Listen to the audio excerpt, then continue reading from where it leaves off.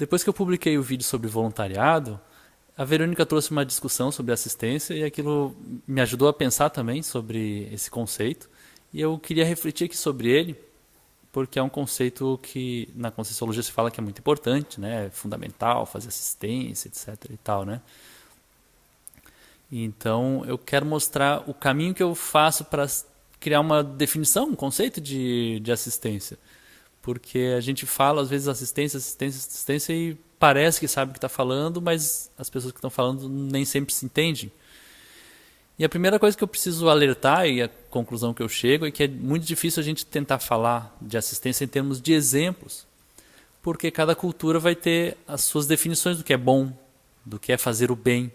Então, logicamente, elas vão ter suas discordâncias também do que é fazer assistência. Se para uma cultura fazer X é bom, então ela pode ter exemplos de assistência que sigam aquele X, e para outra fazer X não é bom, o bom é fazer Y, então ela vai usar exemplos de X, de Y.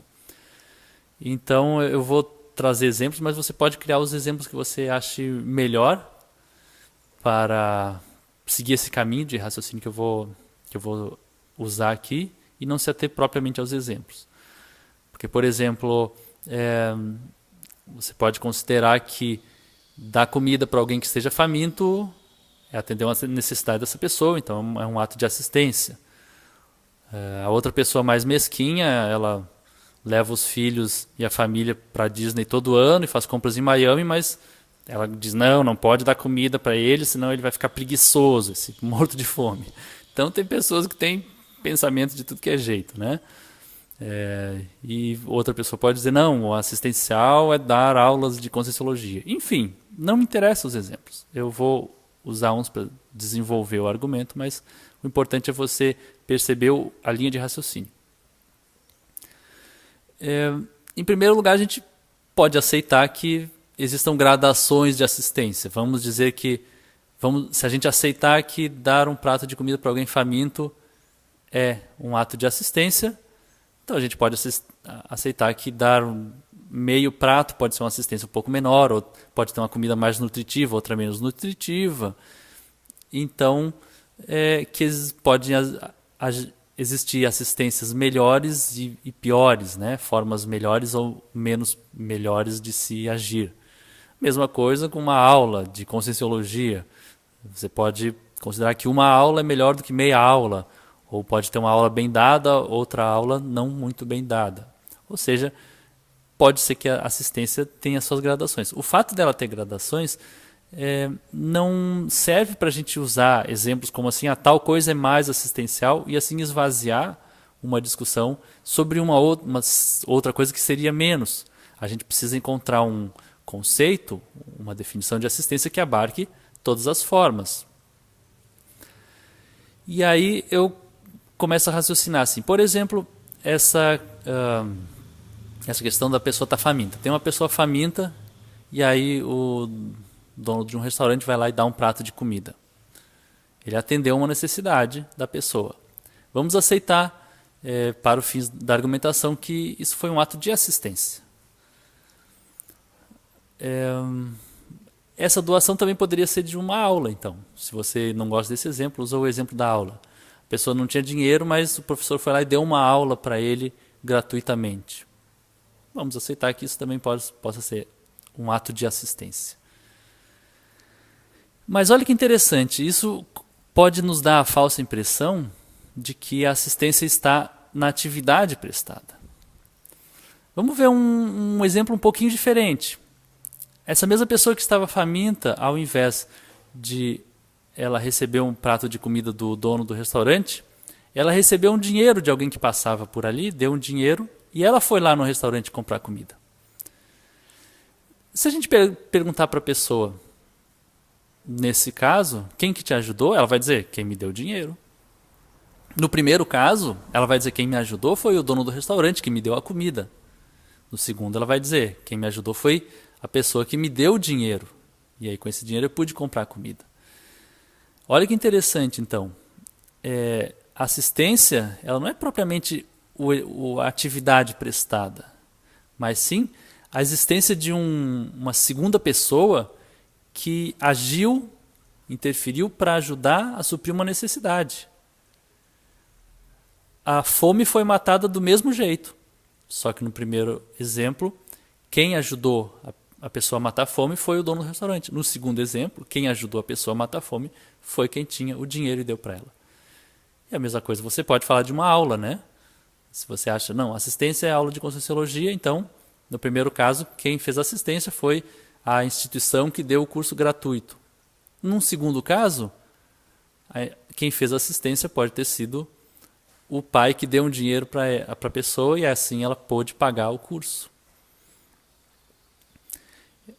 Aí começam a entrar alguns detalhes que eu gostaria de alertar sobre a representação que a gente tem de certas profissões serem assistenciais, né? Como se algumas atividades fossem assistenciais por si só. Veja como a gente considera assim, não, se eu fui no restaurante e paguei ali e comi, não é assistência, é uma troca. Digamos que o preço é justo para mim, para o vendedor, ambos saíram felizes, foi uma troca. O que eu estou pagando ali para aquele vendedor, para aquele restaurante, é por um trabalho que eu não estou tendo de fazer minha própria comida. Se você entra num restaurante e pede um prato de comida e come, né, paga por ele, e alguém te perguntar, alguém te ajudou a ter essa comida? Você vai dizer, não. Eu paguei por ela, eu trabalhei, só que como eu não trabalhei para fazer minha comida, eu trabalhei por outra coisa e com esse dinheiro eu paguei alguém que trabalhou para fazer o prato de comida. É uma troca. Se a gente jogar isso no campo da assistência, a gente começa a esvaziar o conceito ou esquecer de uma coisa fundamental que tinha no conceito nos exemplos anteriores, que é o fato da doação. O ato da doação fica esvaziado se a gente jogar tudo no campo da assistência. Se a gente não vê que existe uma relação diferente. No primeiro foi uma relação de doação e no segundo foi uma relação de troca. Agora olha que interessante como na Conscienciologia, e eu não acho que seja só lá, mas o senso comum aceita que certas atividades têm um valor maior. Então, pode ser até que você pense assim, né? Bom, eu paguei para o restaurante, peguei a comida, isso não é assistência. Mas eu paguei o médico, ele me deu um tratamento, isso é assistência. Que estranho, então. Quer dizer que a atividade do médico tem alguma coisa de superior do que a atividade do cozinheiro ou do dono do restaurante, enfim. Que estranho isso. Viu como é enganoso a gente pensar em assistência em termos de atividade?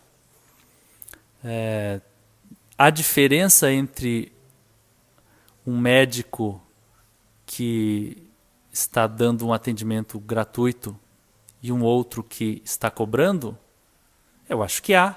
Assim como há diferença entre alguém que está doando um prato de comida gratuitamente e alguém que está vendendo um prato de comida. Eu acho que essa diferença entre vender e doar está presente nas duas atividades.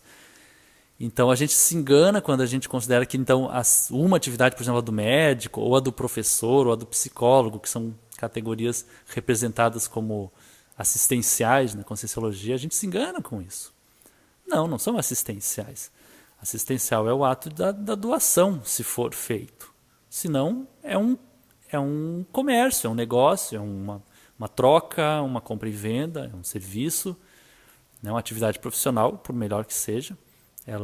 Eu acho que seria enganoso colocá-la no campo da assistência porque a gente perde aquele elemento, né, repetindo aqui, que é o elemento da doação.